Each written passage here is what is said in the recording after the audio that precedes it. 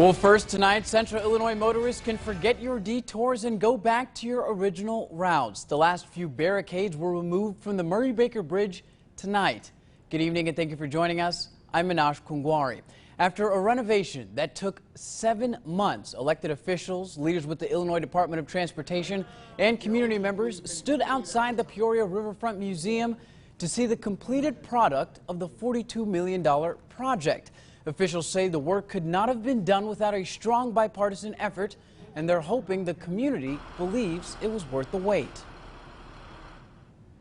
It really is a beautiful symbol of how you can light the way by working together. Democrats and Republicans coming together around a common agenda of doing big things for a community that deserves big things to be done for. This is a symbol for the greatness of our city.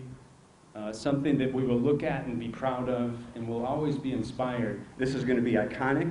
People around the state are going to be talking about this. People around the Midwest are going to be talking about this. It's just going to be one more thing that's going to continue to draw people to Peoria as we transform ourselves into the coming years. The new bridge has 502 decorative lights, 33 roadway lights, and 8 navigation lights. Well, WMBD is your election headquarters, and with Illinois State Representative Mike Eunice preparing to retire, the door is now open for 2 Pekin natives to face off for the state's 91st district. Republican candidate Mark Luft is no stranger to holding office. His experience includes serving on the Pekin City Council from 2015 to 2019 before being elected to his current position as the city's mayor. He says success in that position is what led him to run, and if elected, the first thing he'll want to do is begin ethics reform. Regardless of the topic, regardless of what we want to do in Illinois to make things better for those of us who are still living here, nothing's going to change until that leadership we currently have changes and that ethics reform is set into place. As a matter of fact, I'm so anxious about it. I've already made comment to Springfield that if I get down there, that would be a committee I would like to be on. He says another priority for him will be improving the quality of life for all Illinoisans. It should be noted, no one from Pekin has held a seat in Springfield since 1994. The last was State Senator Richard Luft, Mark's father.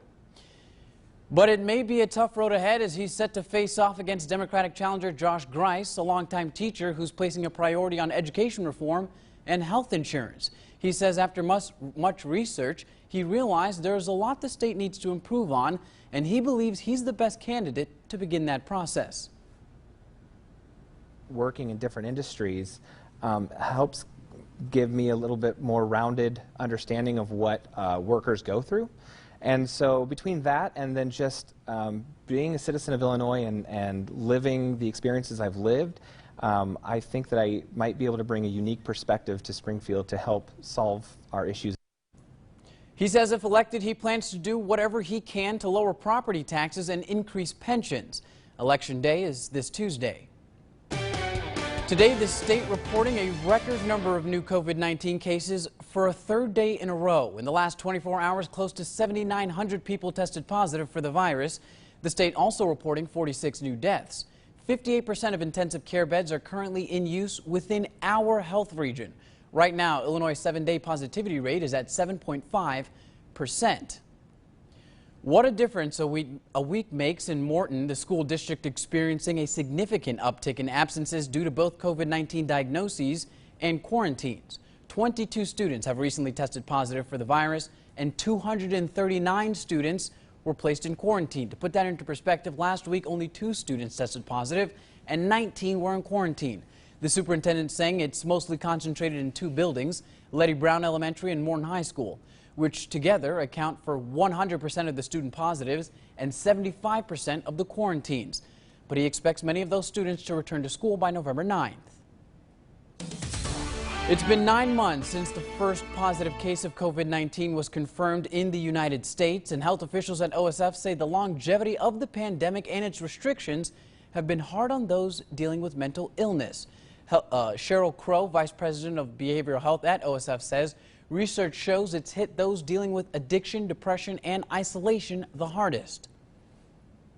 The CDC is looking at studies right now, and what they're saying is that 40% of individuals who are doing the socially isolating, who are doing some of those things correctly, are really struggling and having poor mental health experiences. I want you to know that there are services available, and you need to reach out. You can reach out to friends, and that's a wonderful tool, but if you need more than that, there is nothing wrong with that. She says you should not hesitate to ask for help, whether that's from a friend or from OSF, which offers free behavioral health navigation services. A teen in Normal is getting an award for encouraging those around him to be kind. Bradley Ross Jackson was this year's Hershey recipient, but as Liam Donahue explains, he's not celebrating alone. Instead, he's continuing to live by his motto. You can do it. Make sure to be kind. Get some candy. 14-year-old Bradley Ross Jackson is getting recognized for a nonprofit he started when he was 10. It's called the Bradley Encourages Kindness Campaign, or Be Kind for short. I started my BE, Bradley Encourages Kindness campaign, about in 2016 when I was 10 years old, because even at that age, I could tell everybody needs to be kind to each other. After filling out an application for the 2020 Hershey grant, Bradley was one of 50 selected out of the 330 sent, and the only person in Bloomington Normal ever to win the award. It makes me feel great that they would be able to highlight our small town here and put us on the map. He didn't get a trophy, however. Instead, the chocolate company granted him 50 pounds of candy. Because he doesn't eat any, he decided to give it to other kids in the community. So it's been phenomenal, and I'm so grateful for companies like Hershey, who've donated over thousands of candy bars. Hershey also gave him Party City gift cards, which he used to buy Halloween costumes and toys for kids. Bradley's mother, Dr. Carla Campbell Jackson, says that Bradley can do whatever he puts his mind to. She and her husband are just proud to be his parents. The sky is the limit, and we're absolutely supportive of him, and we'll continue to encourage him to do the right thing. That's what matters at the end of the day, to do the right thing.